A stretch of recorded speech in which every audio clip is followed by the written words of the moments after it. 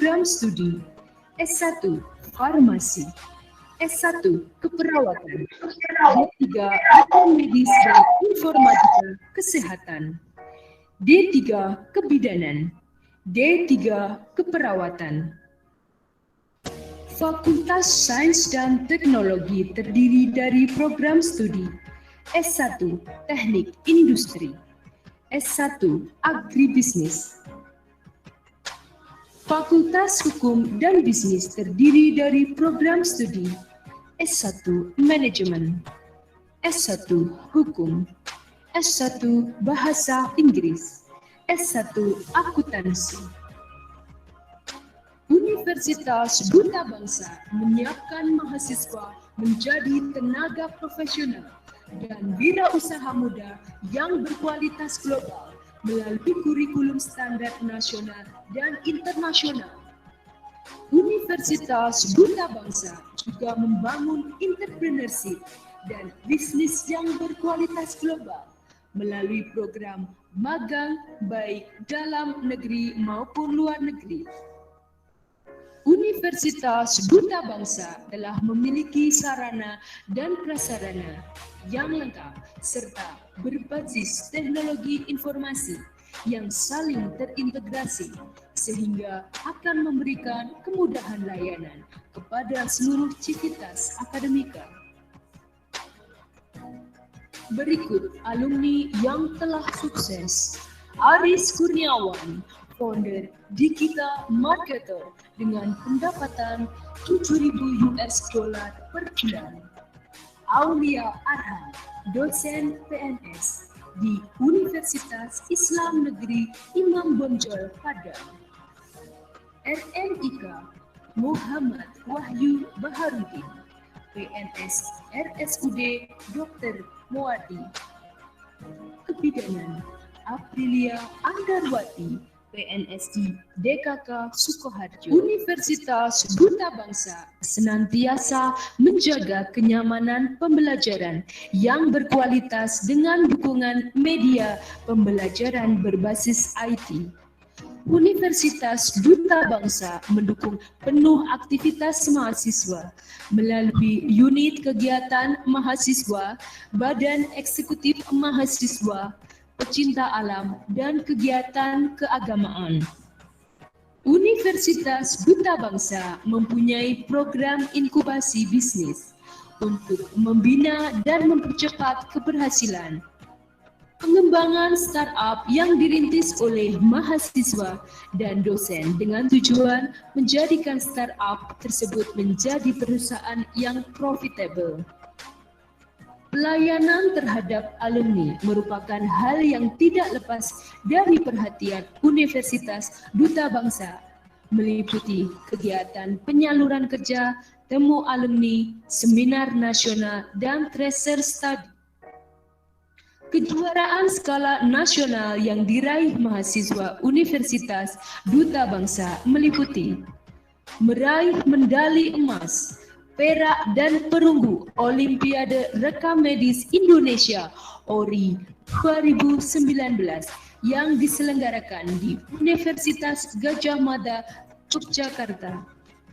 Juara 2 IMIC Indonesian Midwifery Competition. Juara 2 Kompetisi Nasional Germastik 11 diselenggarakan oleh Ristek Dikti. Universitas Duta Bangsa lolos program akselerasi startup dari Kemenristek Dikti tahun 2019.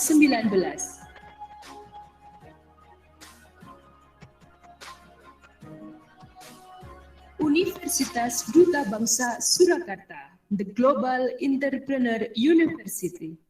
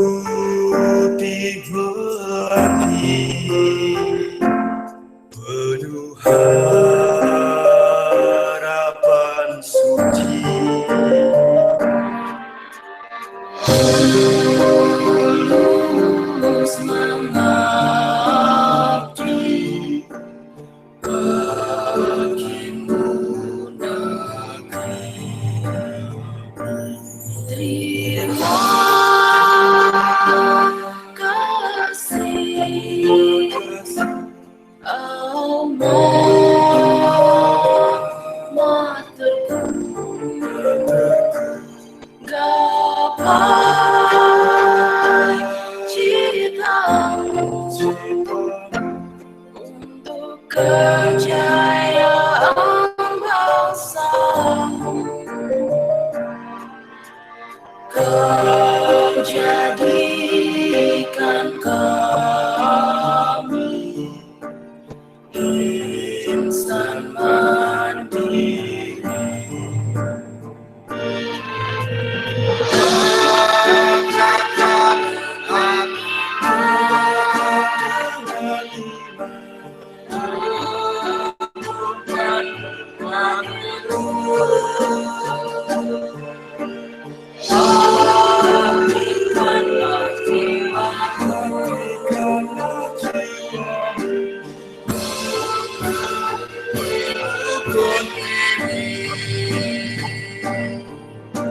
Universitas Duta Bangsa membangun insan yang merdeka, mendidik insan cendekia untuk Indonesia tercinta.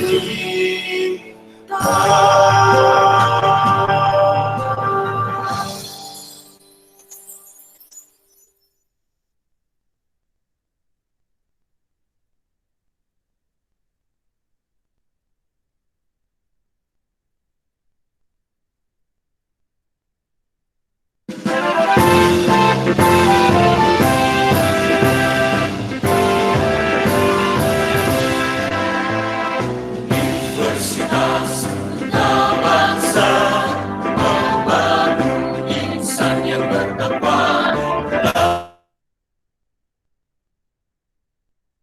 kebudayaan Indonesia padamu bersembahkan, wahai bangsa dan Nusantara, dalam pancung Dharma menuju cita mulia. Gapailah citamu untuk masa depanmu, baktikan jiwamu untuk negerimu. Dengarkan semangatmu, ayo terus maju. Baktikan karyamu untuk negara. Universitas Duta Bangsa, harapan kita, didik insan mandiri, penuh inovasi. Universitas Duta Bangsa,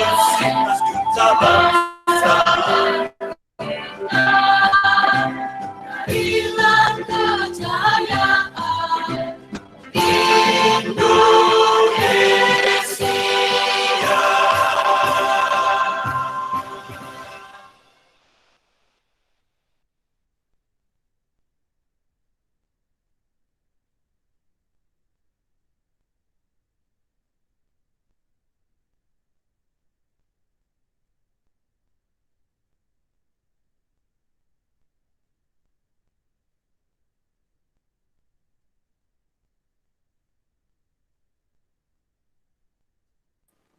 Mbak Felinda dimulai saja.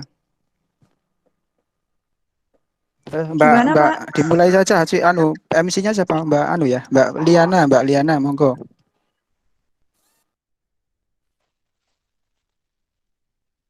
Iya, Pak.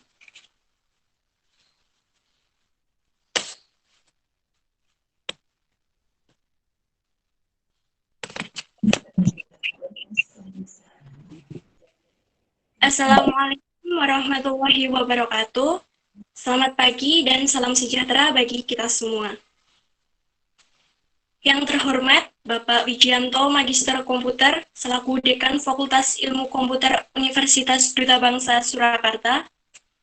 Yang kami hormati Bapak Eko Purwanto, Magister Komputer selaku Ketua Program Studi Sistem Informasi Fakultas Ilmu Komputer Universitas Duta Bangsa Surakarta. Yang kami hormati Bapak Joni Maulindar Master of Engineering selaku Ketua Program Studi Teknik Informatika Fakultas Ilmu Komputer Universitas Duta Bangsa Surakarta. Yang kami hormati Ibu Fihi Atina Magister Komputer selaku Ketua Program Studi Manajemen Informatika Fakultas Ilmu Komputer Universitas Duta Bangsa Surakarta. Yang kami hormati Bapak Rudi Susanto Magister Sains selaku Ketua Program Studi Teknik Komputer Fakultas Ilmu Komputer Universitas Duta Bangsa Surakarta. Yang kami hormati Bapak Ervin Aditya Indarto Sarjana Komputer selaku pembicara seminar online pada pagi hari ini. Yang kami hormati Bapak Ibu tamu undangan serta teman-teman yang berbahagia. Puji syukur kita panjatkan kehadirat Allah Subhanahu wa Ta'ala karena berkat limpahan rahmat, taufik, serta inayahnya kita dapat berkumpul pada acara seminar online The World of Information System Project Behind the System, Human, Tools, and Willingness yang diadakan oleh Himpunan Mahasiswa Program Studi Sistem Informasi Fakultas Ilmu Komputer Universitas Duta Bangsa Surakarta. Salawat serta salam senantiasa kita haturkan kepada junjungan kita, Nabi Muhammad Sallallahu Alaihi Wasallam, yang selalu kita nantikan syafaatnya di yaumul kiamah nanti. Saya ucapkan selamat datang kepada seluruh tamu undangan dan peserta seminar online. Di sini saya Liana Trihardianingsih selaku pembawa acara akan memandu acara pada pagi hari ini. Di sini saya akan membacakan tata tertib terlebih dahulu selama berlangsungnya acara. Mohon moderator untuk menampilkan terlebih dahulu tata tertib acaranya. Tata tertib untuk acara pada pagi hari ini, yang pertama, peserta wajib mematikan mikrofon. Yang kedua, untuk sesi tanya-jawab, pertanyaan ditulis pada kolom komentar setelah diizinkan oleh moderator. Selanjutnya, di akhir sesi, peserta wajib mengisi absen di link yang telah disediakan tempat di website yang digunakan untuk pendaftaran dengan menyertakan bukti keikutsertaan, yaitu berupa screenshot acara pada menit-menit terakhir acara, yaitu pada saat sesi tanya-jawab agar mendapatkan e-sertifikat. Selanjutnya, saya akan membacakan susunan acara seminar online The World of Information System Project Behind the System, Human, Tools, and Willingness. Acara yang pertama adalah pembukaan, yang kedua adalah sambutan, yang ketiga adalah acara inti, dan yang terakhir adalah penutup. Langsung saja ke acara yang pertama, yaitu pembukaan. Mari kita buka acara pada pagi hari ini dengan bacaan basmalah bersama. Bismillahirrahmanirrahim. Acara selanjutnya adalah sambutan dari Dekan Fakultas Ilmu Komputer Universitas Duta Bangsa Surakarta, sekaligus pembukaan untuk acara seminar online The World of Information System Project Behind the System, Human, Tools, and Willingness. Kepada Bapak Wijianto Magister Komputer, dipersilakan.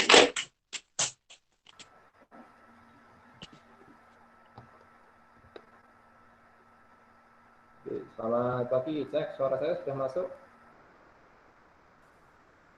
Sudah, Pak. Oke.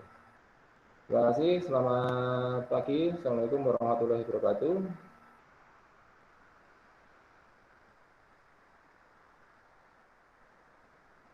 Selamat pagi dan salam sejahtera untuk kita semua.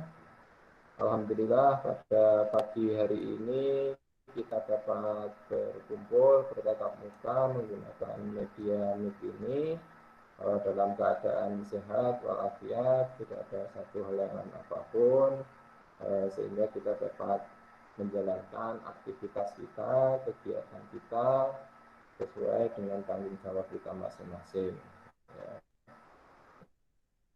Jadi alhamdulillahirabbil alamin, karena di masa seperti ini tolong untuk kawan-kawan, teman-teman selalu diingatkan untuk protokol kesehatan dimanapun kawan-kawan semua berada gitu ya.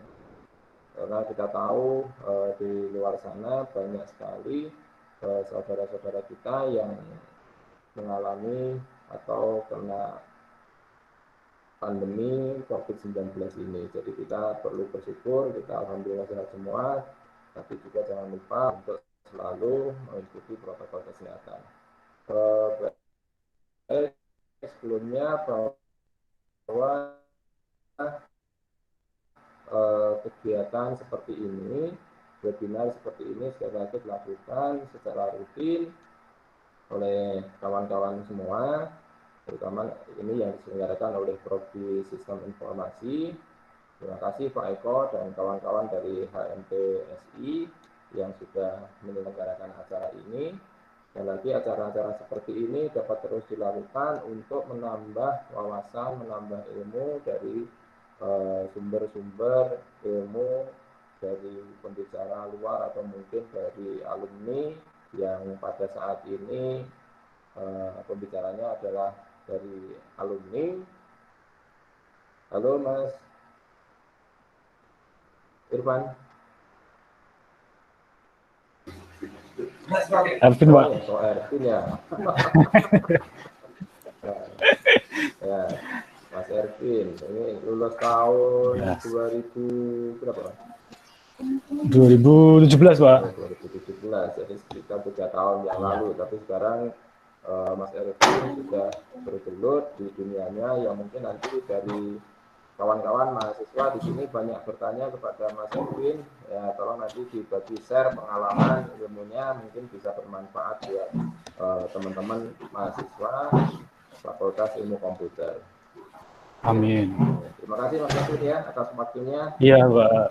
Baik, kepada kawan-kawan sekali lagi nanti ini adalah Mas Ervin ini adalah salah satu contoh lulusan alumni Duta Bangsa tahun 2017, program studinya SI ya. Dulu masihnya di bawahnya Pak Eko, Pak Prodinya masih Pak Eko kalau nggak keliru. Jadi nanti kawan-kawan bisa menggali lebih banyak tentang apa yang mau disampaikan atau sesuai dengan tema pada pagi hari ini. Jadi sekali lagi kawan-kawan semua, selamat mengikuti acara ini. Saya tidak akan panjang lebar, mungkin waktunya juga terbatas.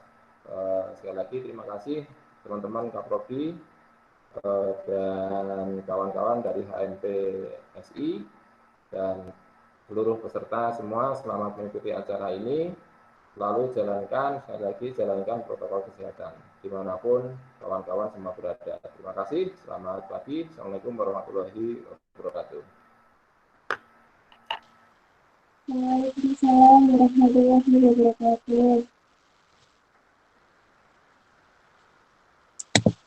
Terima kasih kepada Bapak Yudianto untuk sambutan sekaligus pembukaan untuk acara pada pagi hari ini.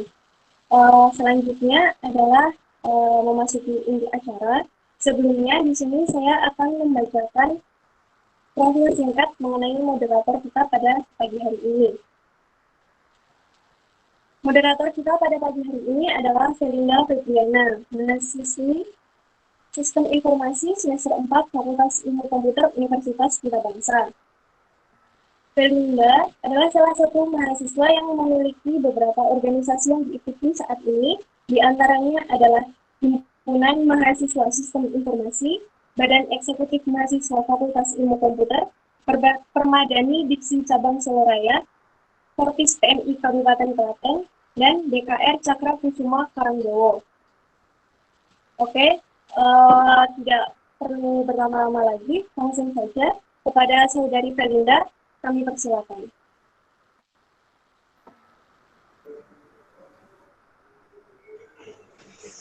Ya, terima kasih kepada MC, pada Mbak Liana. Untuk selanjutnya, Assalamualaikum warahmatullahi wabarakatuh.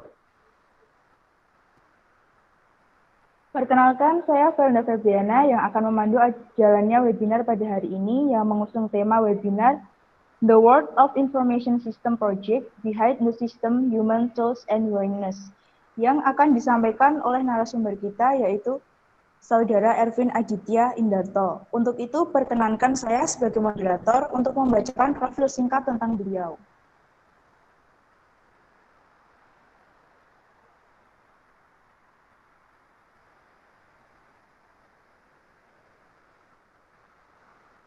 Profil singkat narasumber.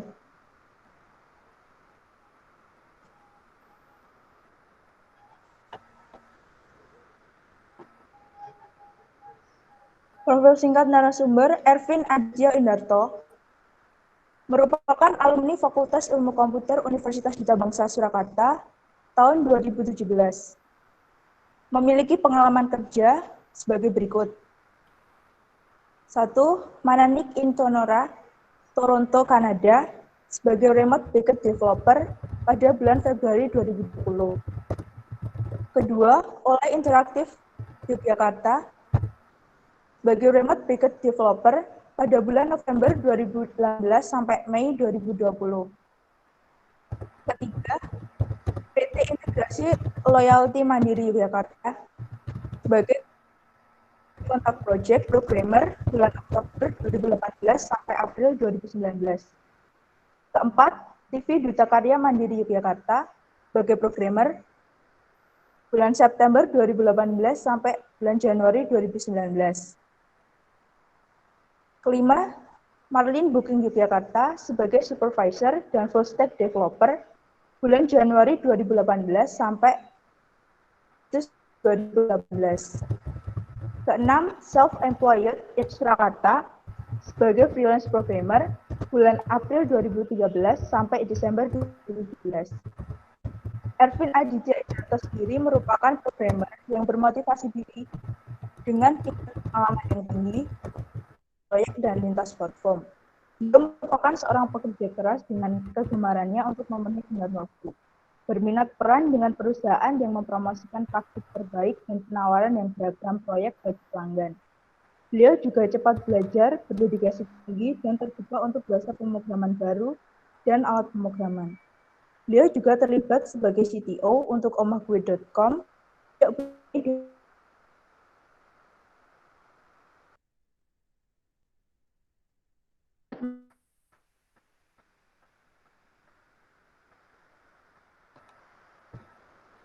Genosis.com yang merupakan rumah perangkat lunak lokal atau software house yang berada di Solo.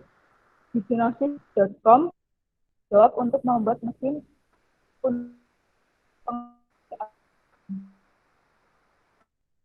waktu. Marilah kita simak tempat persilahkan.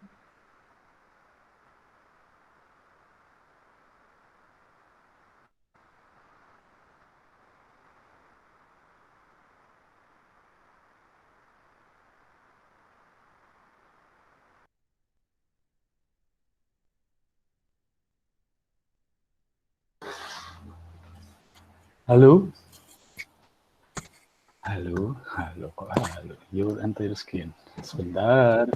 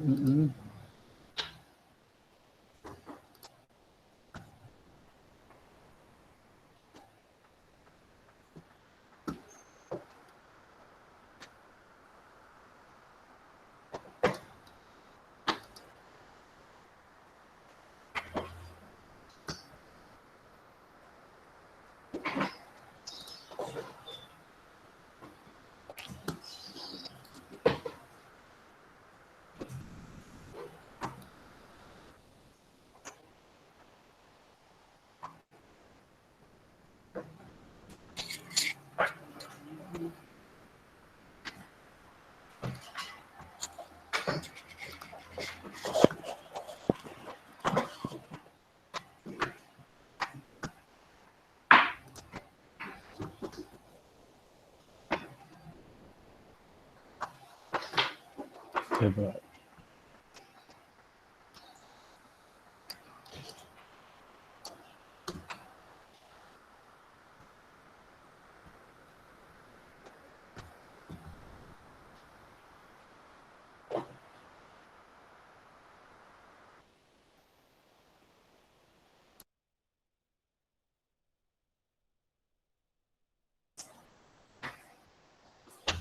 Halo, selamat pagi. Jadi Ya, selamat pagi Mas Ervin. ya, jadi sebelumnya untuk tema hari ini tuh kita mau ngomongin tentang apa namanya di balik sistem gitu ya. Di balik sistem. Jadi biasanya kalau teman-teman semuanya atau mungkin orang-orang yang berkecimpung di dunia software yang tahu atau yang mau bikin sebuah software gitu ya, sistem gitu. Biasanya kan yang paling utama tuh skill atau segala macam gitu ya. Skill yang penting bisa ngoding, bikin program dan segala macam. Tapi mungkin hari ini kita akan ngupas lebih dalam sebenarnya apa yang lebih penting daripada skill gitu ya.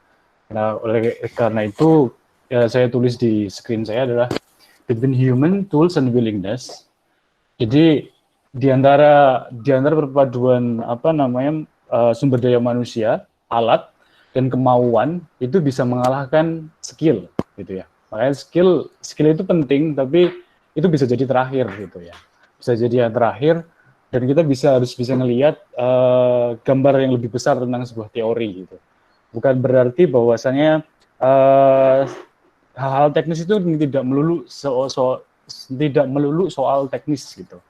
Tapi ada hal yang lebih penting dan teori itu salah satu hal yang paling penting gitu. Jadi hari ini kita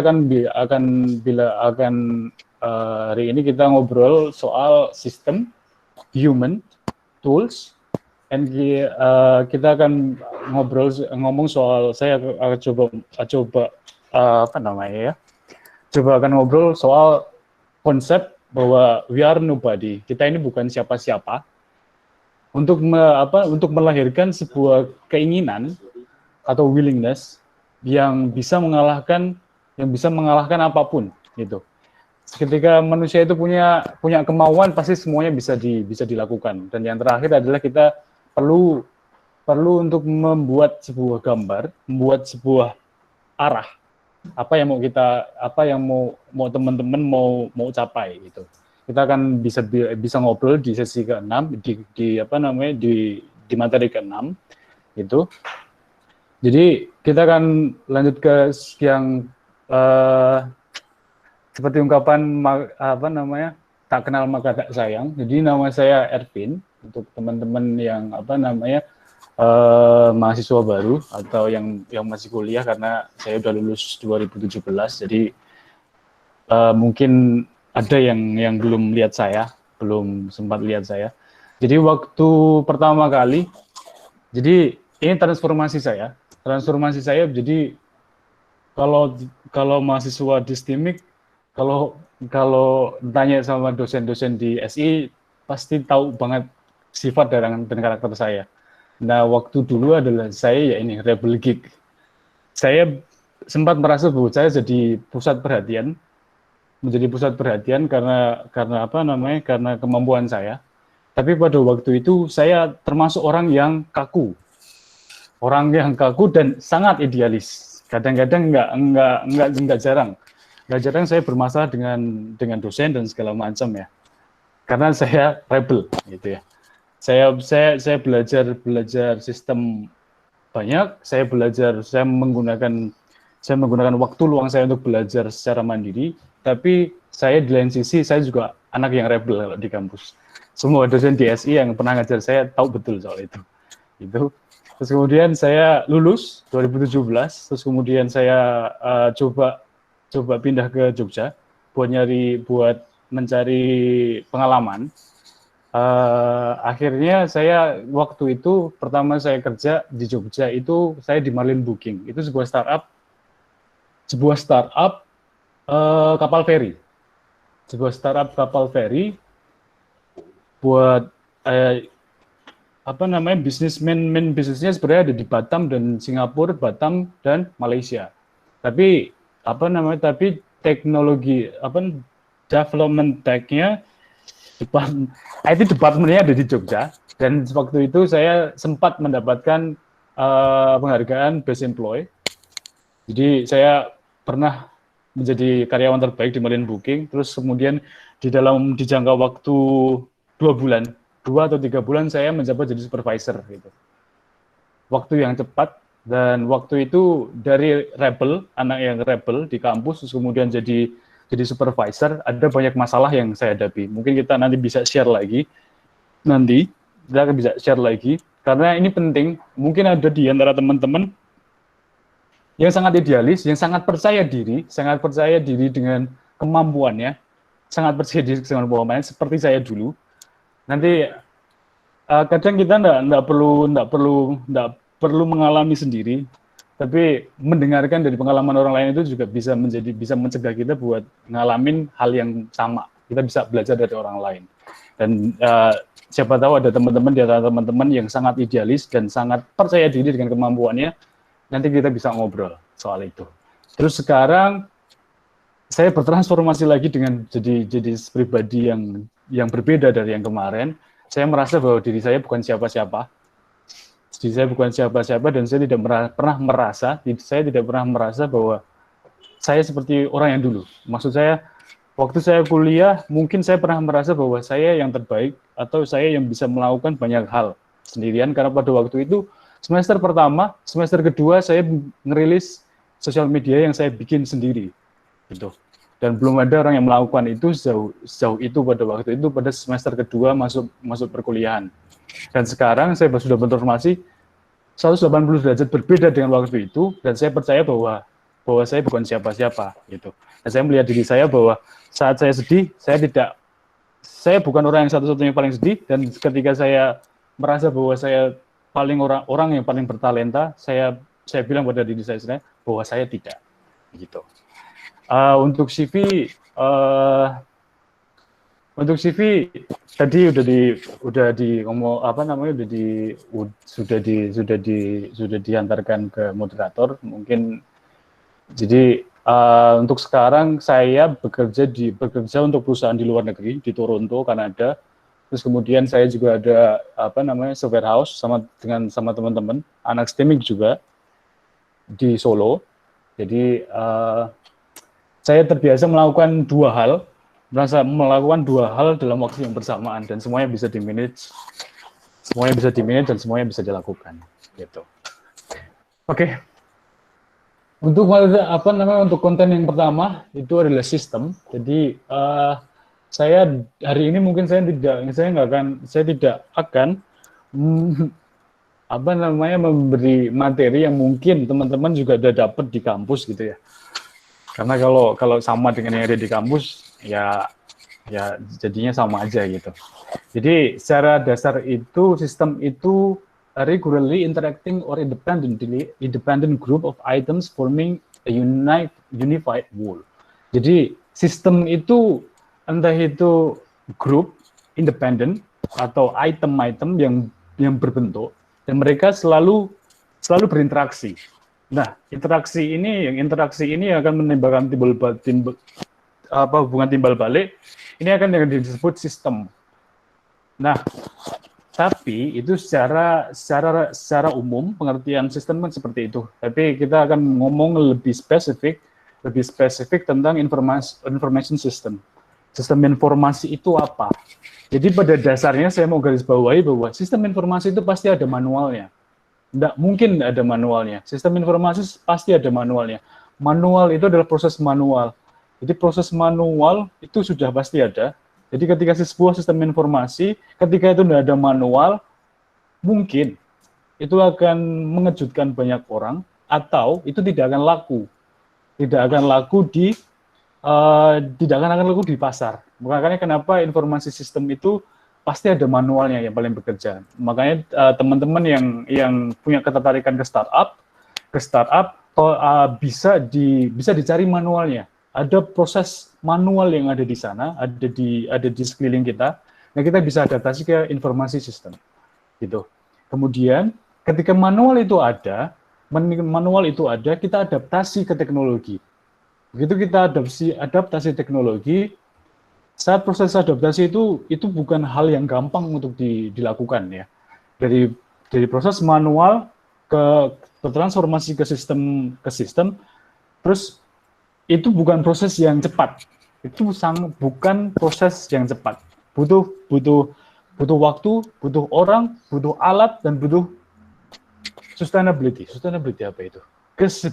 Kesinambungan. Jadi sistem itu ketika kita mengadaptasi sebuah sistem yang manual, kita mau bikinkan sistem, entah itu web, entah itu aplikasi, entah itu keduanya, kalau tidak ada sustainability, tidak ada keberlangsungan, tidak ada kelanjutan, itu tidak akan berjalan. Sebrilian idenya, sesuper apapun orangnya, sesuper alatnya, apapun itu, sesuper apapun itu, tapi kalau tidak ada berkelanjutan, itu tidak akan berjalan, dan itu nggak akan berhasil. Sistem informasi harus dibuat dengan sustainability, harus berlangsung, harus terus-terusan harus dibuat. Terus kemudian ada sistem growth. Ketika manual proses kita adaptasi dengan ke sistem, jadi aplikasi dengan website dan segala macam, hal ini sudah memakan waktu beberapa bulan mungkin atau beberapa tahun, tergantung dengan kompleksitas sistem itu sendiri. Nah, setelah itu terlewati, itu belum selesai. Ternyata itu belum selesai. Ketika sistem growth, pengguna menambah, semua yang menambah, tractions menambah, maka otomatis sistemnya akan berkembang, akan tumbuh, dan di sana kita akan mendapatkan banyak trouble, banyak masalah, banyak hal yang harus di-improve, banyak hal yang harus diperbaiki.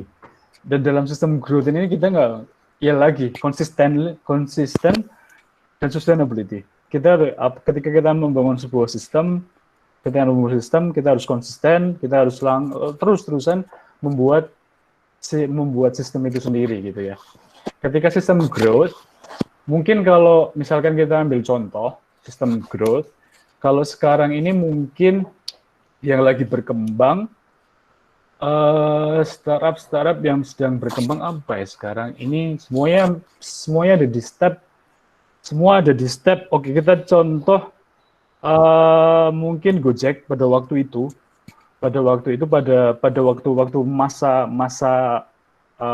masa dia adaptasi ke aplikasi itu rilis dalam beberapa tahun pertama itu sistem growth terus. Ada beberapa momen ketika sistem itu down selama 1 menit dan itu di demo. Cerita ini saya dapat dari CTO dari Gojek pada waktu itu, Alamanda Santika, bahwasanya ketika sistem itu sudah growth, teknologi sudah diadaptasi, sistem itu tidak boleh down walaupun 1 detik, tidak boleh. Dan itu harus di-maintain, dan itu sistem growth ada di situ. Semuanya harus dipercepat dan segala macam. Ketika sebuah sistem itu sudah menangani sebuah bisnis dan bisnisnya online seperti Gojek, Grab, tidak ada kompromi bahwa sistem itu bisa down dalam 1 menit atau 1 detik, tidak ada. Kemudian ketika itu sudah selesai, semua yang stabil, semua sudah dilakukan, kita masuk ke sistem fitur creation. Jadi fitur itu harus dikembangkan demi sebuah sistem informasi itu tetap eksis. Karena kompetitor itu pasti ada, atau kalau itu sistem informasi internal, pasti ada perubahan dalam proses bisnisnya. Itu pasti ada.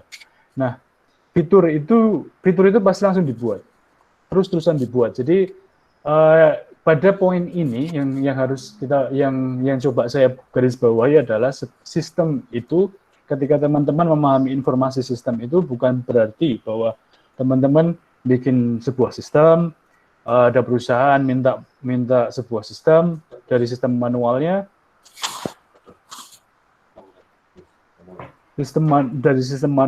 terus kemudian kita buat, kita berikan ke klien, terus kemudian selesai. Enggak sampai sana.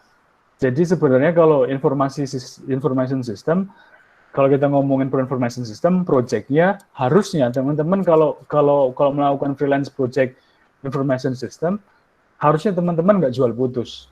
Karena semuanya growth, semuanya fitur harus dibuat lagi, semuanya harus dikembangkan, dan semuanya harus bisa stabil gitu. Itu dari sisi sistem. Terus kemudian human, orang atau sumber daya manusia. Jadi teman-teman mungkin pernah mendengar bahwa ada beberapa orang bilang bahwa mungkin di masa depan manusia itu akan digantikan robot. Tuh. Pada nyatanya enggak.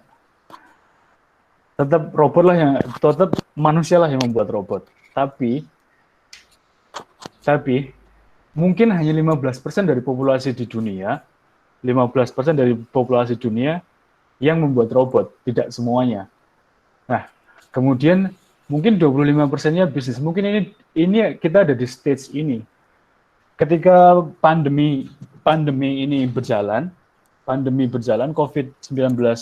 COVID-19 menyerang seluruh dunia, semua orang berpikir bahwa kita harus switch atau pivot, harus berganti dari bisnis manual menjadi bisnis teknologi online. Semuanya berpikir ke sana, karena kita punya keterbatasan di new normal.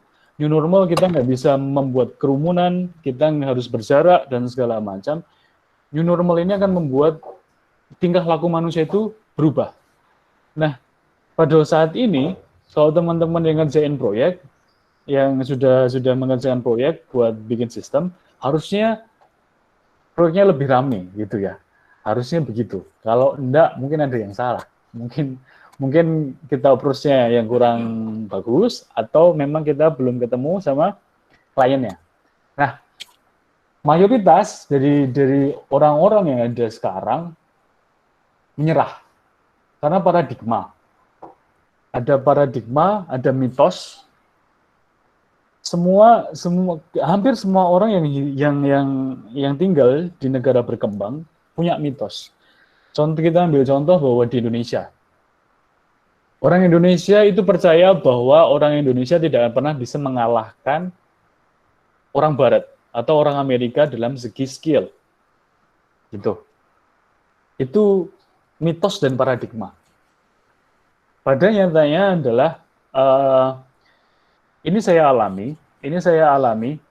Jadi waktu moderator membacakan CV saya, mungkin teman-teman yang membaca bahwa saya ada bekerja untuk perusahaan asing atau perusahaan dari Eropa. Itu adalah Olay Interaktif GmbH, itu perusahaan dari Swiss. Terus kemudian ada Manaknight, itu dari Toronto, Kanada. Dan kalau saya pada waktu itu, salah satu motivasi saya mau bekerja dengan orang luar adalah saya ingin membuktikan bahwa mitos bahwa orang Indonesia itu skillnya kalah dari orang Eropa itu salah. Dan saya buktikan. Pada saat saya kerja di Olay Interaktif, perusahaan dari Swiss, saya adalah salah satu orang yang membuat engine. Jadi saya membuat engine, saya membuat mesin yang dipakai untuk tim produksi yang ada di Swiss. Dan saya tidak kalah di sana. Dan saya punya peran di sana. Dan saya bekerja dari 2018 sampai 2020 begitu. Kemudian saya bekerja lagi di Manaknight, perusahaan di Kanada, di Toronto.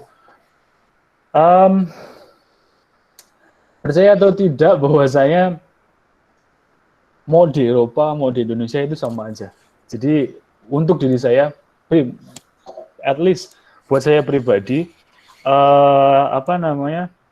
mitos ini sudah terpatahkan dan paradigma ini terpatahkan bahwa orang Indonesia itu selalu kalah dengan orang Barat. Itu sudah terpatahkan di cara berpikir saya. Saya sudah membuktikan bahwasanya memang benar di Eropa lebih banyak orang mungkin ada orang yang expert, yang sangat ahli di bidang itu.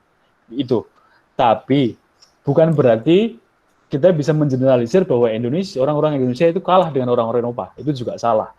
Nah, makanya dengan mindset ini kita harus rubah agar kita bangsa Indonesia itu bisa mengambil alih atau ikut peran serta di bisnis online. Karena banyak orang bertalenta dan di Indonesia punya banyak masalah yang bisa di-online kan. Di Indonesia itu punya banyak masalah yang masih kita bisa carikan solusi lewat aplikasi. Kalau di Eropa, di Amerika, mereka masih nyari ide, apa lagi yang harus buat karena sudah habis. Tapi kalau di Indonesia itu masih banyak. Dan kalau orang Indonesia nggak mau gerak, dan orang Indonesia sendiri nggak mau gerak, otomatis orang luar yang masuk di Indonesia akan bikin itu. Dan kita belum terlambat, kita harus mulai, gitu. Dan kita harus mulai, dan jangan terlalu idealis. Ketika in the end of the day, pada akhirnya kita harus membayar kontrakan, nanti kita harus membayar pajak. Itu intinya. Kita harus bayar bensin, kita harus beli beras dan segala macam. Jangan terlalu idealis. Semua bisnis tentang uang. Jangan terlalu idealis, seimbangkan semuanya, dan buat Indonesia jangan sampai kalah dengan orang dari luar, begitu. Nah, pada akhirnya semuanya itu tergantung sama orang-orangnya. Dan ada beberapa masalah di Indonesia yang mungkin kita hadapin, dan mungkin teman-teman juga ada paradigma atau cara berpikir yang mungkin salah, yang tentang membandingkan kita dengan bangsa luar. Nah, paling tidak, at least saya pada hari ini saya mau share bahwasanya untuk paradigma bahwa kita tertinggal jauh dari Amerika atau kita selalu bodoh jika dibandingkan dengan orang Amerika atau orang-orang dari Eropa, saya bisa katakan hari ini bahwa itu salah. Dan kita harus optimis untuk melakukan hal yang kita yakini kita mau buat. Mulai aja dulu deh, gitu. Terus kemudian masih tentang orangnya, masih tentang sumber daya manusianya. Jadi manusia itu punya spiral. Sejauh saya perhatikan, saya amati dan saya lakukan. Jadi manusia itu punya spiral dan ini muter terus, selalu muter. Pertama kali tahap manusia itu pasti belajar. Terus kemudian mereka udah belajar, mereka belajar, terus kemudian mereka sok tahu. Ketika ini sifat dasar manusia. Jadi ketika seseorang tahu spot baru yang bagus, yang menurut mereka bagus, mereka akan menceritakan kepada semua orang. Itu juga terjadi kepada seseorang yang baru belajar sedikit. Dan mereka berasa bahwa ini bagus, ini keren, ini luar biasa. Mereka akan bilang bahwa aku bisa ini. Di sana adalah narsisme tercipta, akan sok tahu dan segala macam. Ingat teman-teman, karena saya juga ngalamin fase ini. Ingat teman-teman yang masih di kuliah, ingat bahwa ketika teman-teman merasa bahwa saya tahu ini, dan merasa bahwa Anda mulai narsis dan Anda mulai percaya diri dengan kemampuan Anda, itu artinya Anda baru melihat 1 liter dari 1.000 liter yang ada di gentong, gitu. Terus kemudian step selanjutnya adalah ada 2 pilihan, ada 2 cabang, mau menjadi pecundang atau menjadi pemenang. Orang yang selalu merasa ketika berada di step sok tahu dan mereka berhenti untuk belajar, pasti akan jadi pecundang karena sudah berhenti untuk belajar. Karena dia merasa bahwa aku cukup dengan ini dan aku sudah luar biasa, gitu. Mereka akan jadi pecundang dan tidak akan jadi apa-apa. Tapi orang yang selalu belajar, mengikuti alur spiralnya, mereka terus belajar akan jadi pemenang dan mereka akan menjadi lebih bijak. Karena mereka menyadari bahwa dunia ini luas. Pertama, dunia ini luas dan banyak hal yang kita belum tahu. Dan banyak hal yang belum kita tahu. Makanya semakin tinggi orang, semakin mereka tahu apapun, semakin mereka banyak tahu tentang sesuatu hal, maka mereka akan semakin diam, bukan semakin beriak. Kalau patah itu air beriak tanda tak dalam, air tenang menghanyutkan, seperti itu. Jadi kalau ada teman-temannya yang kalem, yang diam gitu, jangan diejek. Mungkin dia lebih pintar daripada kita semua gitu ya. Itu. Terus kemudian tools.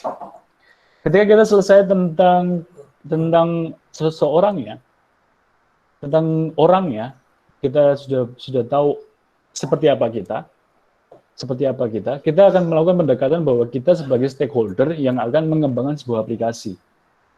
Jadi kita harus benar-benar pintar memilih alat yang mau kita pakai.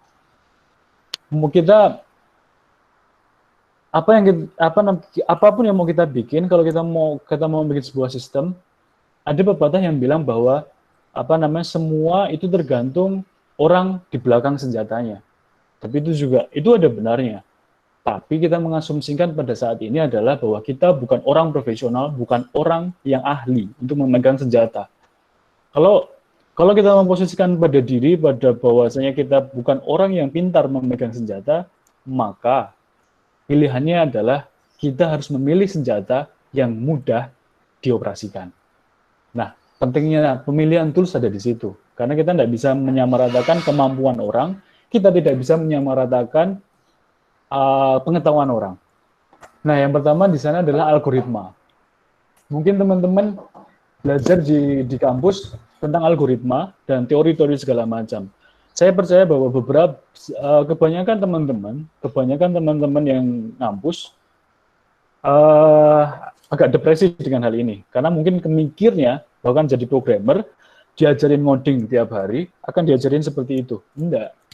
Kalau itu cara berpikirnya, saya minta teman-teman untuk merubah itu sedikit, bahwasanya kuliah itu bukan buat itu. Jadi algoritma ini teori. Algoritma itu teori cara. Algoritma itu teori dan cara. Kalau teman-teman tidak percaya bahwa algoritma itu berfungsi, bahwa hari ini saya akan bicara bahwa algoritma itu sangat-sangat berfungsi.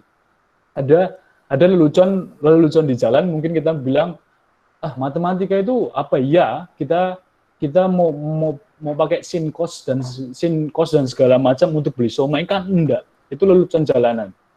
Ya memang enggak. Yang itu memang enggak dipakai buat jajan somai atau buat ngitung berapa jualan somai hari ini, enggak buat itu. Memang matematika itu bukan buat itu. Artinya adalah kita hanya menempatkan teori pada tempat yang salah. Akhirnya kita nggak akan melihat teori ini nggak berfungsi karena kita yang nggak tahu tempatnya ada di mana gitu. Nah, mungkin sistem cara pendidikannya di Indonesia yang mungkin kurang pas.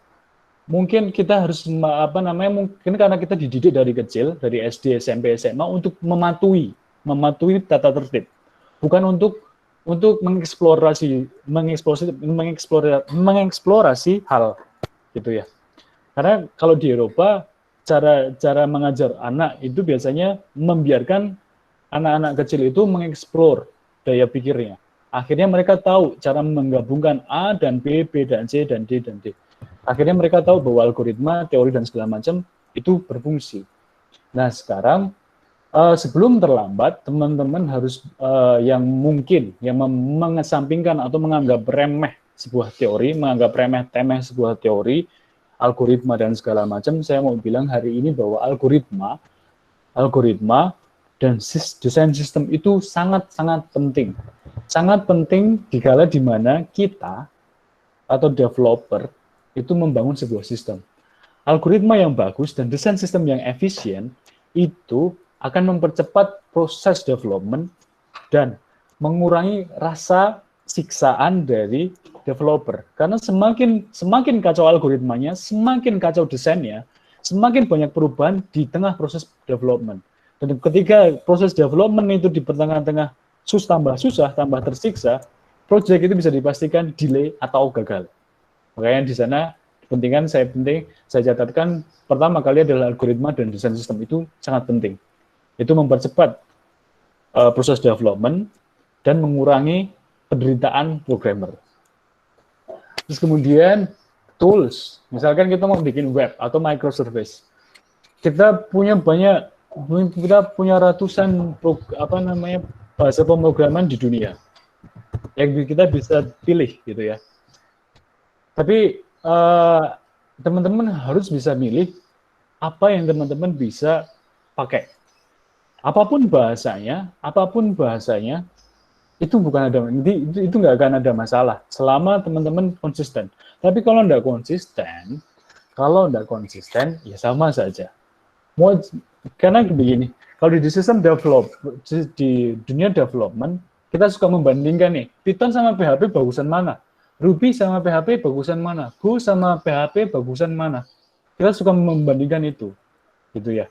Mana yang lebih bagus, mana yang lebih cepat dan segala macam. Bukan itu masalahnya. Masalahnya adalah cara algoritma bekerja. Algoritma kalau salah, lemot. Itu sudah bisa dipastikan. Kalau cara pengambilan data tidak maksimal, lemot juga. Jadi semua tergantung caranya. Semua tergantung caranya, bukan bahasanya. Pada awal-awal develop, kalau teman-teman pernah baca sejarah Facebook itu ditulis pertama kali menggunakan PHP, bukan bahasa yang lain, PHP. Ya mungkin kalau di zaman sekarang, kalau dibandingkan dengan Go, dengan Ruby, dengan Python, terus kemudian dengan bahasa yang lain, mungkin PHP itu paling old school, paling kuno, paling dasar, dan mungkin tidak paling cepat. Tapi Facebook dulu dibuat dengan PHP. Sampai akhirnya PHP itu sendiri dirubah oleh tim Facebook. Jadi ya artinya bahwa sistem sebesar Facebook itu bisa menggunakan PHP. Jadi itu bukan masalah bahasa pemrograman, tapi bagaimana kita bisa membuat itu. Algoritma dan cara pengambilan data. Semua tentang cara. Terus kemudian, kalau kita mau bikin app, mau bikin mobile apps, dan segala macam. Kita punya banyak pilihan. Dan itu semua tergantung selera. Kalau 3-4 tahun yang lalu, mungkin kita cuma tahu bahasa natif ya, kayak Kotlin, Java, Swift, dan segala macam. Java untuk Android, Swift untuk iOS, Kotlin untuk, terus kemudian layer Kotlin buat Android, dan segala macam. Terus kemudian layer yang kita sebut adalah hybrid app. Hybrid app itu aplikasi yang bisa berjalan. Kita menulis satu kode, tapi langsung bisa jalan di multi platform. Misalkan kalau di iOS langsung bisa, di Android juga bisa, gitu ya. Nah, semua tentang alat. Semua itu tentang alat untuk mempercepat development itu tergantung teman-teman. Apa tujuannya dan mau ngapain? Misalkan kalau kita maunya cepat nih. Kita mau pengen langsung ada kita begitu nulis kita punya 2 aplikasi buat Android dan buat iOS, kita bisa pilih Ionic, React Native sama Flutter. Banyak pilihan hybrid app di luaran sana. Ini yang 3 besar, saya ambil 3 besarnya, Ionic, React Native, dan Flutter. Itu kembali lagi tergantung preferensinya teman-teman masing-masing. Kalau teman-teman berangkat dari web, taunya CSS dan HTML, mungkin teman-teman lebih cocok dengan Ionic. Itu lebih cepat untuk mempelajari itu.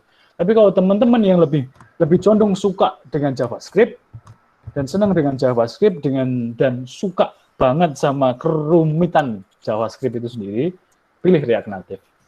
Kalau teman-teman milih hal baru, coba Flutter.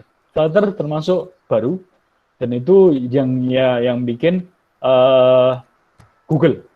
Saya termasuk pengguna Flutter, saya juga bisa pakai React Native. Gitu. Tapi sekarang saya konsisten di Flutter, karena ya ada beberapa reason, kita bisa obrolin nanti. Gitu ya. Terus kemudian di server, nah ini. Server itu mungkin hari ini segalanya. Mungkin teman-teman tuh mungkin nanti bisa jadi masukan di STEMIC. Mungkin harus ada jurusan server sendiri, karena server itu hari ini demand-nya sangat tinggi. Di server itu kita punya banyak tools, dan kita mungkin di sana tertulis pipeline sama container, automate, dan stable. Jadi kalau teman-teman cuman deploy, cuman ngupload source code ke server, manual, ketika ada perubahan, mungkin itu bisa berjalan dengan sebuah sistem yang punya perubahan tidak terlalu sering. Tapi kalau teman-teman bikin startup, nggak bisa pakai itu. Nggak bisa sama sekali pakai itu. Server harus dimodifikasi, dan salah satunya adalah container. Mungkin teman-teman bisa baca setelah ini adalah tentang Docker dan Kubernetes. Terus kemudian ada pipeline. Pipeline itu pipa ya, garis pipa. Jadi ada automate.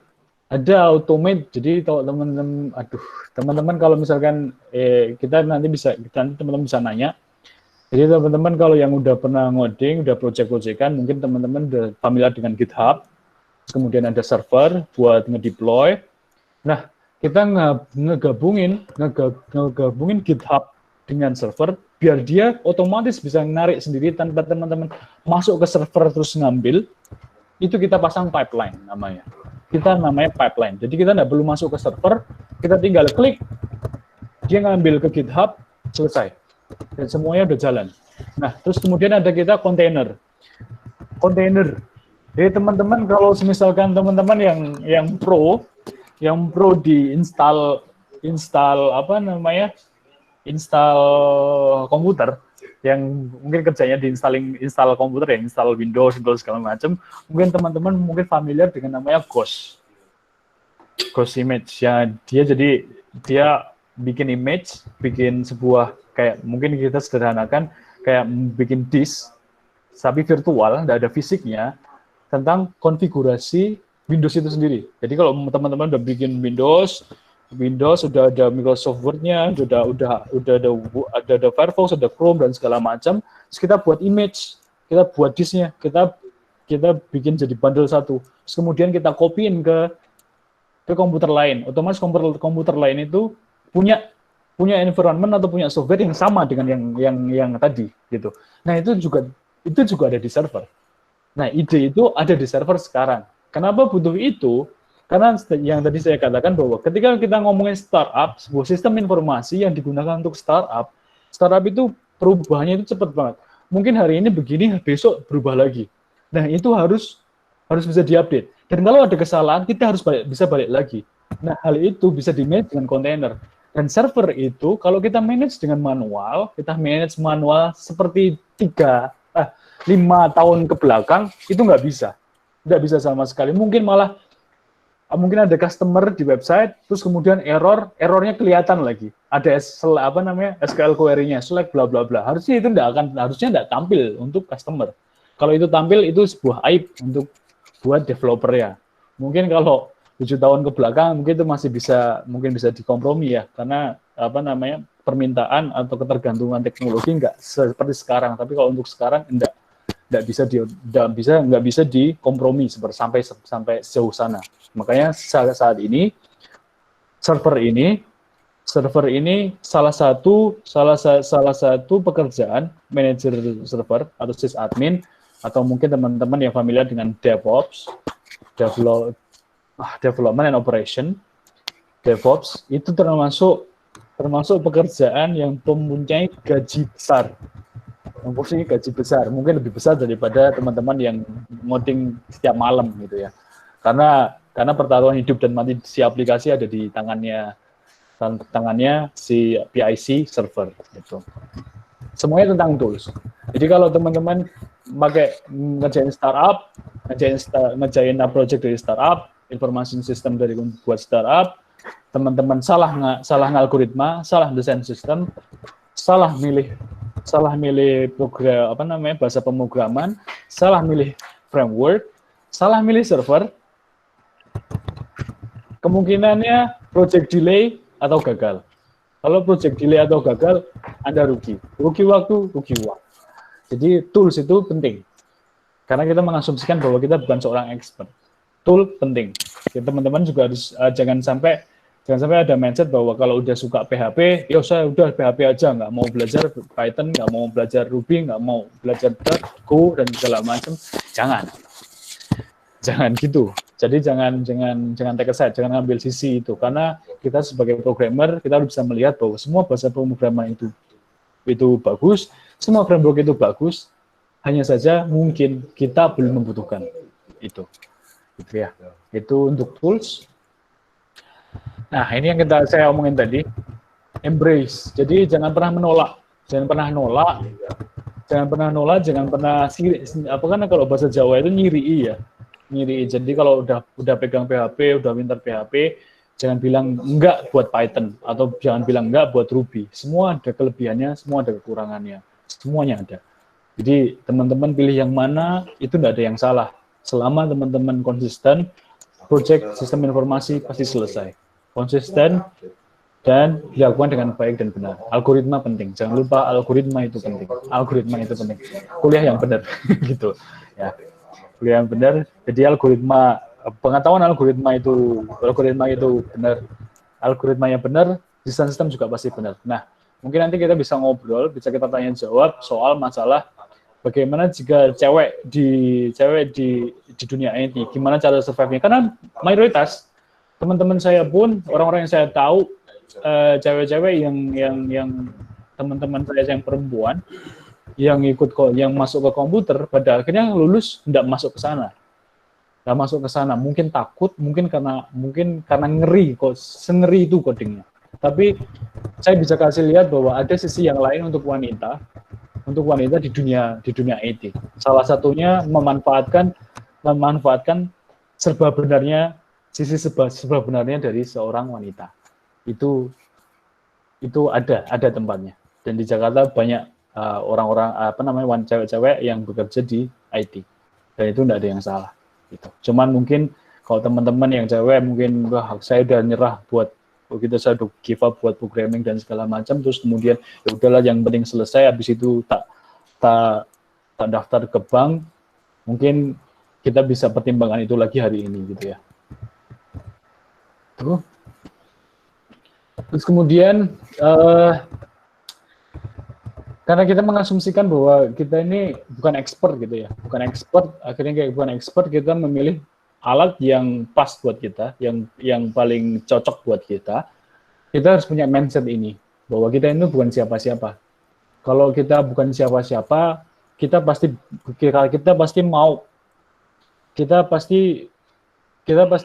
buka, oke. Apa itu? Ada chat.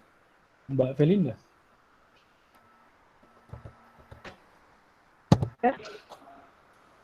Kami membuka 3 penanya dulu. Oke, 3 penanya. Oke. Mau nggak jadi teman-teman? Halo, dengar suaranya? Ya.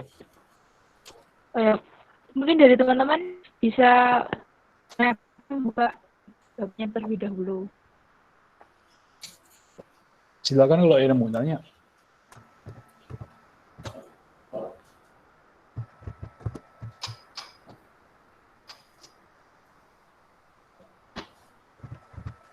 Agenda nih. Duduk.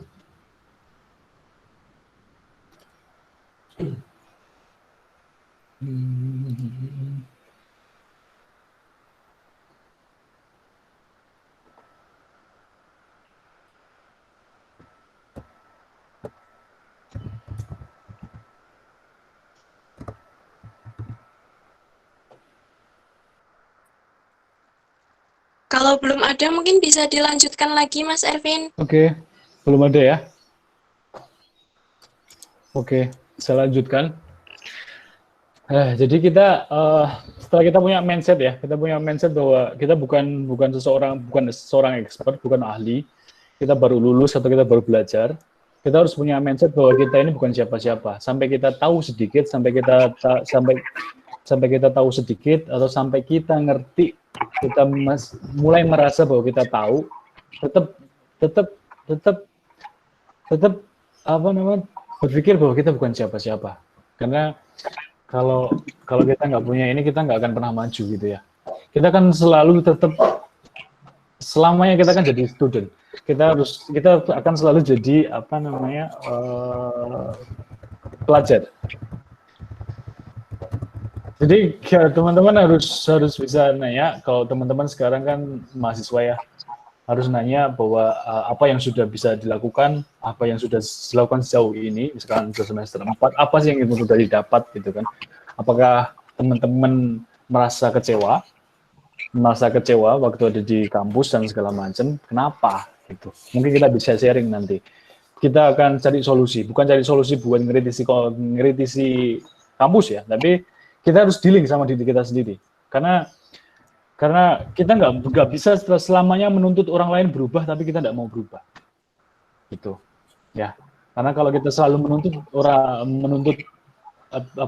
faktor eksternal untuk berubah, pada akhirnya kita akan hopeless. Kita akan nggak punya harapan. Gitu. Hopeless itu cuma cara berpikirnya kita aja. Because nyambur. Jadi karena kita nggak pernah mau cari tahu, kita nggak mau cari tahu apa yang kita mau dan apa yang kita mau lakukan di waktu dekat. Kalau kita tahu, kira kalau kita tahu apa yang mau kita dapat, yang mau kita lakukan di waktu dekat, jadi kita nggak akan ada kata hopeless atau apa namanya hilang harapan, nggak akan pernah. Kalau teman-teman tahu apa yang mau dimau dan teman-teman tahu apa yang mau dicapai di dalam waktu dekat, ya itu penting gitu ya. Nah setelah itu kalau teman-teman udah hopeless, sudah punya hilang harapan, kita harus dealing, kita harus berkompromi dengan situasi, karena semuanya itu tentang situasi, gitu ya. Saya dulu rebel, saya orang yang susah diatur, lumayan susah diatur. Dosen-dosen di STIMIK sangat tahu betul itu. Terus kemudian saya mencoba untuk kompromi bahwasanya di setiap tempat kita punya masalah, di setiap tempat kita punya hal yang kita tidak suka. Nah, waktu pendewasaan itu kita harus bisa berkompromi. Bukan berkompromi itu bukan maksudnya kita buat bukan maksudnya kita untuk meninggalkan idealisme, bukan. Tapi berkompromi itu penting ketika kita terlalu ke kiri atau terlalu ke kanan. Kita harus ada di tengah. Biar kita bisa balance hidup, bisa balance segala macam, bisa balance apa yang kita lakukan, gitu ya. Kita harus berkompromi. Jangan menyalahkan faktor eksternal.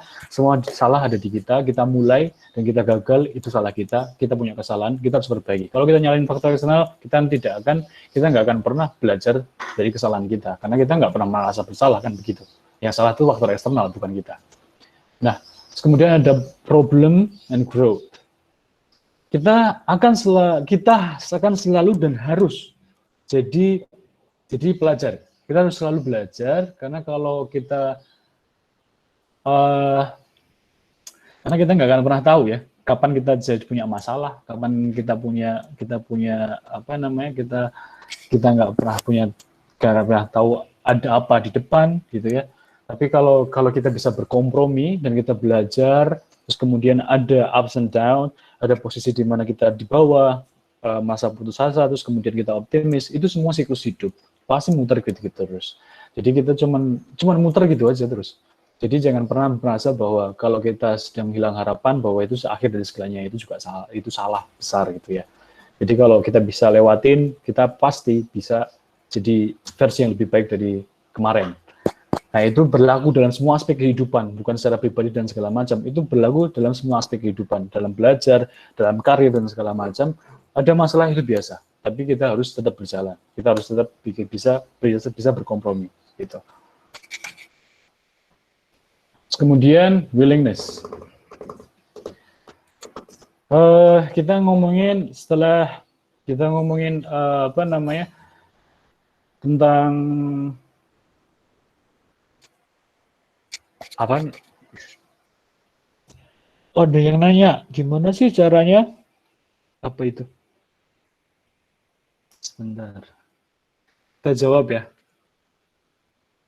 Kita willingness sebentar, setelah jawab ini. Arif Wicaksono Setianto.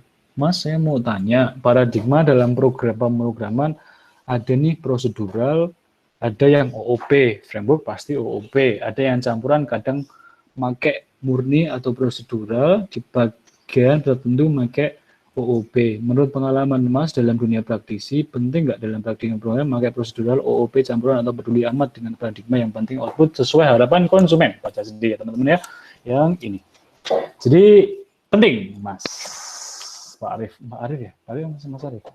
Penting, paradigma itu penting. Jadi gini Mas, sejauh pengalaman saya, mungkin teman-teman ini kalau ngomongin OOP dan prosedural, ini pasti nggak jauh sama PHP. Karena PHP secara normal dia prosedural, kemudian dia punya framework, pasti OOP. Jadi OOP prosedural itu kalau buat kita mau bikin sebuah tim, kita buat sistem dan segala macam. Kalau single factor seorang diri, itu tidak ada masalah ya Mas. Tidak ada masalah, kita mau milih apa, terserah, monggo, tidak ada masalah. Tapi itu kalau selamanya selamanya kita mau sendirian. Tapi kalau kita mau bikin sesuka kita sendiri, waktu itu sendiri, terus kemudian kita cari developer, kita nyari orang buat nyari kerja sendiri, nggak mungkin. Nggak ada programmer yang mau seumur hidupnya ngoding terus. Nggak mungkin. Ngoding itu pusing gitu ya. Pasti nyari developer.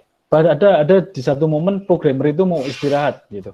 Nah, kalau apa namanya, cara OOP, proseduran dan segala macam struktur coding ini nggak diperhatikan, nggak konsisten, itu yang bisa cuma sampean sama Tuhan. Nah, si developer ini gimana ceritanya, gitu kan? Ceritanya gimana akhirnya? Jadi itu penting saat kita kolaborasi. Pada akhirnya itu akan ngefek gede banget. Ambil contoh, kita mau bangun aplikasi A, kita bikin sendiri, kita bisa, oke, kita bisa. Bikin prosedural, terserah. Sini prosedural, sini OOP, sini apa, terserah. Kalau bisa cuma aku toh yang tahu, gitu ya. Begitu growth itu sistem, ngasilin duit, segala macam, cara berpikir kita pasti berubah. Aku mau nyari duit aja deh, nggak mau ngoding, aku tak fokus ke bisnis. Akhirnya apa? Pengambilan keputusannya, nyari programmer. Programmer masuk, taunya OOP yang dipakai prosedural. Atau nyarinya prosedural, tapi nggak ada standarnya yang kita tulis yang tadi. Kita tulis tadi, nggak ada standarnya. Orang yang masuk ke situ bingung, pasti bingung. Akhirnya pasti programmer bilang, Mas, saya nggak bisa ngerjain ini. Atau mereka nyoba, bukan lebih membaik, tapi lebih kacau. Jadi itu penting, ketika kalau hari ini, kebutuhan teknologi sangat cepat, perubahan bisnis sangat cepat, demand pasar sangat cepat, perubahan harus cepat. Kalau sebisa mungkin siapapun teman-teman yang mau bikin project, mau bikin startup segala macam, teknologi dipikirin konsisten, harus ada standarnya. Kalau bisa pakai framework yang stabil. Saya nggak mau rekomendasikan CI. Mohon maaf kalau ada teman-teman yang CI antusias ya, yang CI banget gitu. Saya mohon maaf, tapi kalau teman-teman yang CI banget, coba deh pergi keluar, coba Laravel atau Symfony. Saya pengguna Symfony. Sebelumnya saya pengguna Laravel. Coba pakai itu, pasti lebih enak. Memang lebih susah pada awalnya, tapi pada akhirnya itu sangat bagus buat tim, sangat bagus. Dan semuanya stabil, semuanya dokumentasi ada di mana-mana. Environment development-nya sangat bagus, komunitasnya bagus. Itu penting, Mas. Itu sangat penting. Harus dipilih salah satu. Kalau bisa, semua orang tahu. Dan semua ada standarnya, punya acuannya, punya website officialnya. Jangan bikin sistem yang tahu cuma sampean sama Tuhan. Kalau cuma sampean sama Tuhan, sampean bakal ngoding sampai akhir hayat kan gitu. Kalau tidak sampai akhir hayat, begitu sistem gede, anjlok lagi. Karena harus dibikin ulang dengan standar yang baru biar semua orang bisa tahu gitu. Itu penting. Terus semoga bisa menjawab ya itu ya. Terus kemudian ada Amelia Ayu, Kak Arifin mau tanya nih, gimana sih caranya membangun rasa berani melangkah untuk memulai karir setelah lulus nanti? Padahal sebagian besar orang kan pasti terdoktrin dengan kalimat, gimana kalau aku gagal? Kalau belum melangkah, kita nggak pernah tahu sejauh apa kita melangkah gitu ya. Jadi artinya tuh, ini bukan masalah berani atau nggak berani. Tapi cara berpikirnya kita, atau bukan gagal atau berhasil, tapi cara berpikir kita yang mungkin terlalu terpolarisasi. Jadi cuma ada salah dan benar. Coba dihilangin salah deh, coba dihilangin gagal deh, semuanya berhasil. Cuman masalahnya resultnya beda. Mungkin hari ini kita kalau ke pasar cuma bisa beli tomat setengah kilo, besok mungkin bisa sekilo. Jadi mungkin hari ini bisanya sekilo, maunya sekilo, tapi cuma bisanya di pasar cuma ada setengah kilo. Dan tidak ada yang salah, gitu kan. Tidak ada yang salah, berarti jadinya cara kita berpikir harus berubah bahwasanya tidak ada gagal dan berhasil. Kalau kita tidak nyoba, kita tidak melangkah, artinya kita sudah gagal. Karena kita tidak tahu caranya. Karena kita tidak tahu gagalnya di mana. Karena kita tidak tahu gimana cara berhasilnya. Dan kita tidak punya bahan buat belajar. Nah, kalau belum melangkah, artinya sudah gagal. Malah sudah gagal. Jadi kalau kalimat, gimana kalau aku gagal, Anda sudah gagal. Kalau Anda mau berani berlangkah. Itu cara berpikir saya ya. Jadi jalanin aja dulu, jalanin aja. Semua gagal atau berhasil itu bukan patokan. Selama ada pelajaran yang bisa diambil, kamu berhasil. Jadi kalau kamu enggak mencoba, kamu sudah gagal. Gitu. Ya, cara berpikirnya gitu. Melangkah aja. Jangan ngomong jangan mikirin gagal dan berhasil, karena enggak ada yang gagal dan berhasil. Semuanya tentang pembelajaran. Kita belajar kok semua. Kita hidup cuma belajar aja. Jadi hidup jangan dikasih patokan gitu ya. Jangan dikasih patokan sukses itu harus punya mobil 3 atau sukses itu harus punya rumah 5. Enggak. Jangan membebani hidup. Hidup udah susah, jangan dibebani lagi. Jadi nggak ada gagal dan berhasil. Yang penting kita melangkah, terus kemudian kita mikir bahwa ya kalau orang bilang gagal, saya belajar hari ini. Gitu aja. Jadi kalau saya tidak melangkah hari ini, berarti artinya saya sudah gagal hari ini. Nah, saya cara berpikir saya sesimpel itu. Semoga aja bisa menjawab. Terus ada ini satu lagi, kita jawab semua ya. Permisi, perkenalkan saya Suci Bunga Pritalina dari Prodi Teknik Informatika. Mau bertanya Mas Rifin, bagaimana sih Mas caranya agar kita itu lebih mudah untuk memahami bahasa pemrograman dengan simple, cepat dan mudah dimengerti? Triknya yang bagus itu seperti apa Mas? Terima kasih.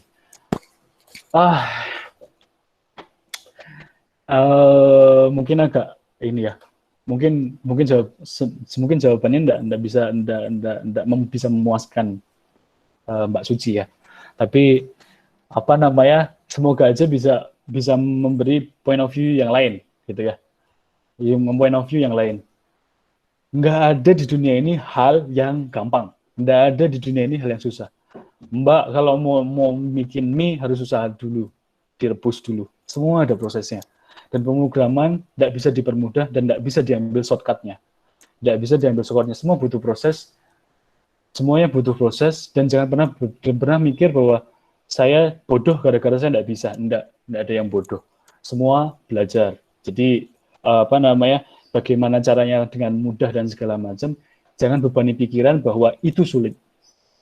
Karena mungkin point of view ini bisa sudut pandang saya mungkin bisa membantu bahwa saya tidak pernah memikirkan bahwa sebuah bahasa pemrograman saya beberapa bahasa yang saya bisa pegang itu PHP, Python, Dart, JS, terus kemudian apa lagi ya? Saya lupa. Ada 3 sampai 4 sampai 5 bahasa yang bisa saya pakai. Kalau framework lebih dari 7, saya bisa pakai.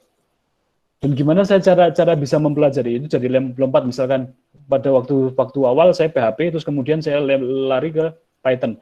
Itu jauh, skripnya jauh. Tapi cara berpikir saya bukan gimana cara saya itu mudah. Cukup saya bukan gimana cara mudah mempelajari itu, tapi cara berpikir saya adalah programming itu membuka gerbang logika.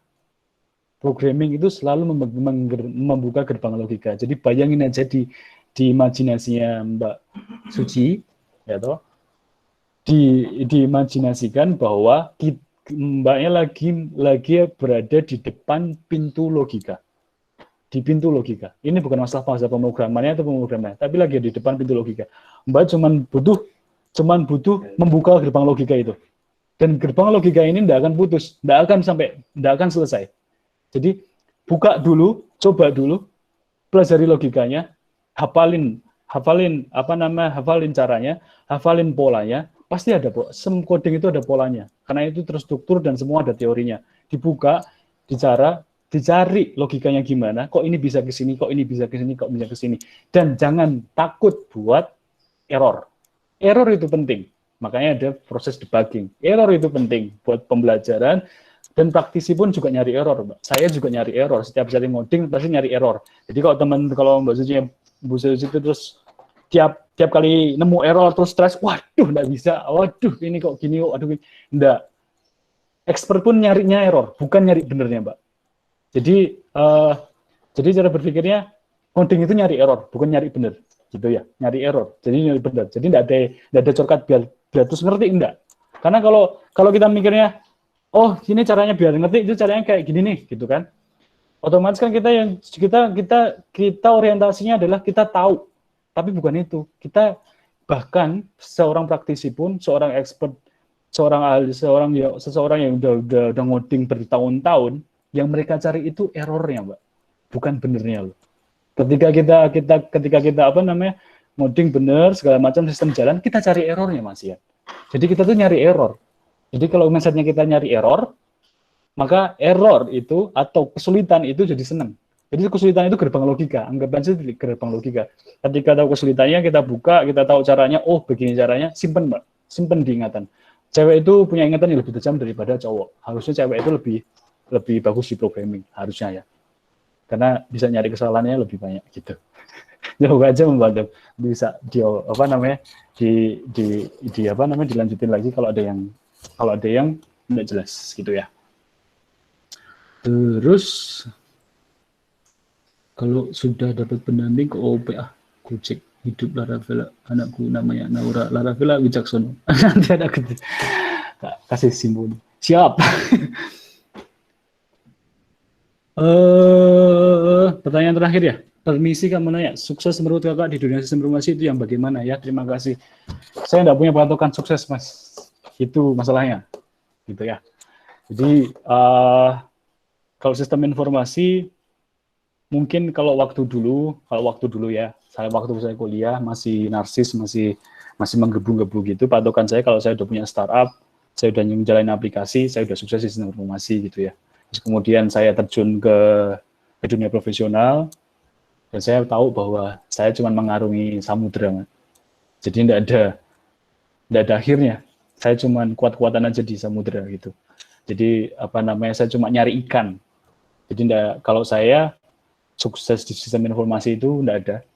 Jadi kalau kayak ibarat kata waktu saya belum nyemplung ke samudera, saya mikirnya bahwasanya saya mau ke tengah samudera, saya mau mancingkan hiu gitu. Tapi begitu saya nyemplung, ternyata samudera itu indah. Gitu. Samudera itu banyak hal yang bisa didapat. Makanya terus saya kerasan di sana dan saya tidak punya target. Yang penting saya kalau hari ini saya dapat Nemo, besok harus dapat yang lebih gede. Yang sekarang dapat gede, lebih gede lagi gitu. Jadi selama mungkin kita bikin standar ya. Kalau Masnya bisa pada titik programming, Mas kalau udah ngebuka gerbang logika tadi, udah tahu gerbang logika, cara pola berpikirnya sebuah program, Mas bisa belajar apa aja. Bisa belajar semua bahasa pemrograman. Pada dasarnya itu logika dan algoritma. Makanya teman-teman, saya mau ngingetin bahwa yang teman-teman masih kuliah, jangan skip pelajaran matematika dan algoritma. Basis data, normalisasi itu jangan di-skip. Karena itu penting. Kalau teman-teman memahami itu cara berpikirnya, kalau ada logika yang putus, tanyain sama dosen. Dosen di situ buat menjawab dan nerangin teman-teman. Itu penting. Kalau teman-teman tahu logikanya, tahu cara berpikirnya, semua bisa dipelajari. Artinya bahwa saya kalau pada titik tertentu, teman-teman yang ada di sistem informasi, kalau teman-teman udah bisa mempelajari lebih dari satu bahasa, lebih dari dua framework, Mas bisa dikatakan bisa ngebuat segala jenis macam bentuk sistem. Kalau teman-teman udah bisa ngebuat 3-4 sistem besar dengan experience, dengan normalisasi data, dengan algoritma yang benar, artinya teman-teman udah berhasil. Bisa dikatakan berhasil di sistem informasi karena teman-teman mau ditaruh di mana aja, mau ditaruh dalam segala jenis bentuk programming pasti tahu. Gitu ya. Gitu.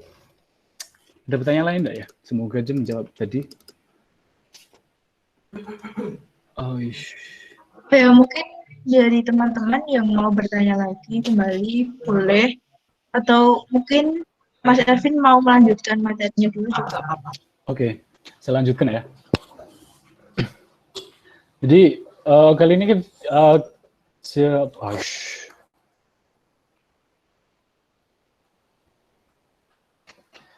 Jadi kita di konten ini kita di materi ini tuh willingness, kemauan. Semuanya itu tentang kemauan. Saya pikir semuanya tentang kemauan. Jadi teman-teman yang kuliah harus ngebangkitin kemauan itu, gitu ya. Kalau punya kemauan semuanya pasti bisa dibuat, gitu ya. Saya dulu pecundang, bisa dikatakan I was a loser, gitu ya. Waktu SMA saya nggak pernah lolos, nggak pernah berhasil ngelewati standar matematika. gitu ya, standar matematika. Semuanya ngepres. Terus kemudian saya waktu kuliah, selang setahun saya masuk kuliah, nilai minimal saya buat matematika itu B. Gimana caranya? Ya itulah kemauan.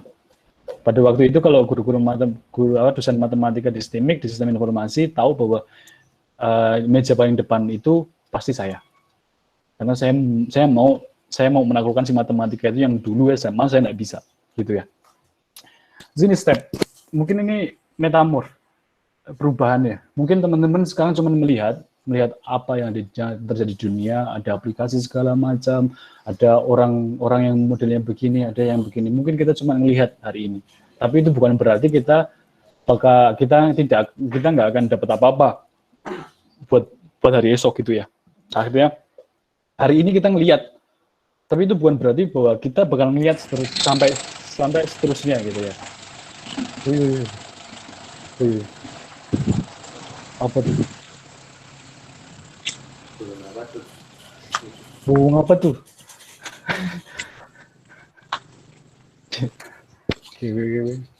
Mbak Nona Istiana, mic-nya di mute dong. Iya, makasih. Gitu ya. Ya step pertama kita cuma ngelihat toh. Mungkin kita hari ini cuma ngelihat, tapi bukan berarti kita akan lihat sampai seterusnya gitu ya.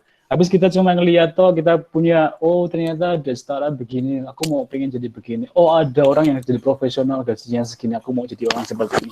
Habis itu jangan sampai berhenti di situ, jangan ngelihat yang lain-lain lagi, boleh ngelihat lain lagi, tapi sambil mikir gimana caranya. Pikirin apa yang kita mau, pikirin apa yang kita pengenin, dan terus kemudian kita set goal-nya, kasih ambisi ke diri sendiri, terus kemudian munculin kemauan buat belajar, apa yang mau dibutuhin, terus belajar di sana, apa yang mau dipelajarin. Terus kemudian setelah itu mungkin pada waktu kita belajar, kita punya ambisi, kita akan ada step di yang personality spiral yang tadi saya bilang bahwa kita akan melewati fase di mana kita menjadi sok tahu. Kalau teman-teman lihat teman-temannya yang sok tahu atau segala macam, biarin aja, nggak apa-apa. Itu stepnya. Mungkin kita nanti akan ada di step sana, gitu ya. Jadi kita nggak punya hak buat ngejudge orang, bahwasanya semua orang ngalamin itu kok. Semua orang ngalamin itu.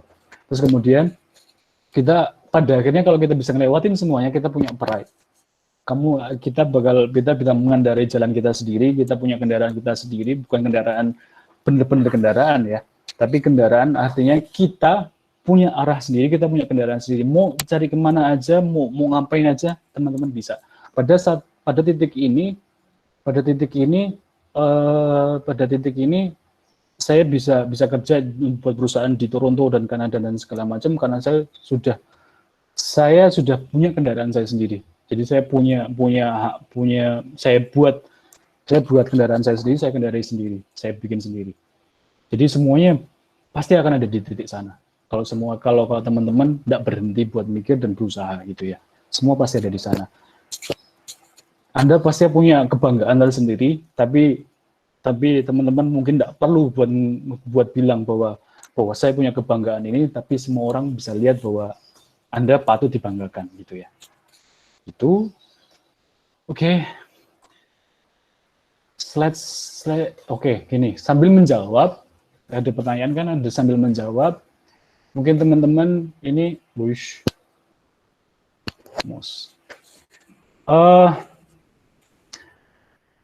teman-teman mungkin sekarang saat ini mungkin teman-teman perlu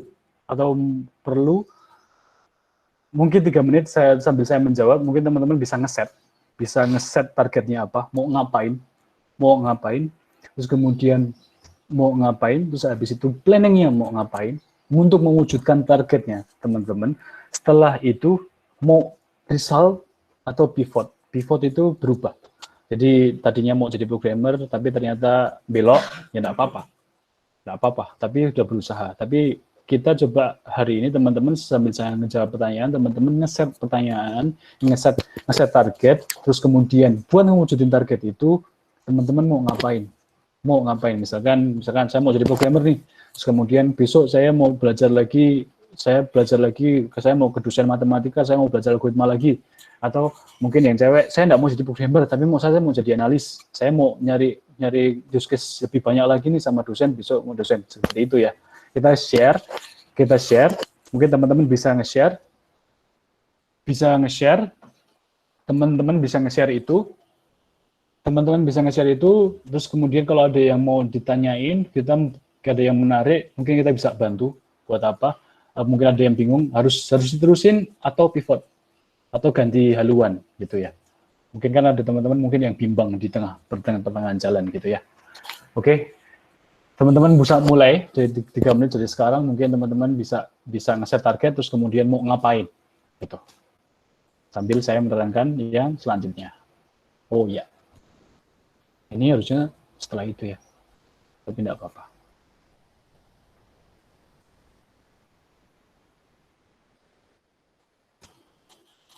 Oke, teman-teman bisa nge-set ini 3 menit. Saya coba saya jawabin pertanyaan yang masuk.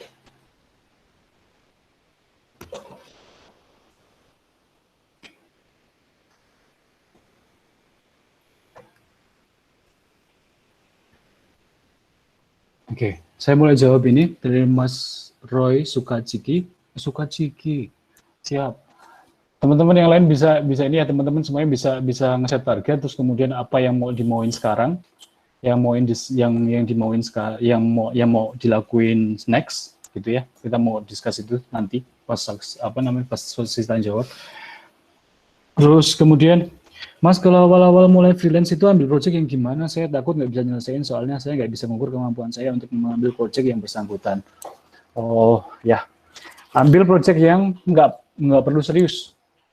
Ya jangan serius-serius, Mas. Jadi ambil kalau lagi awal mulai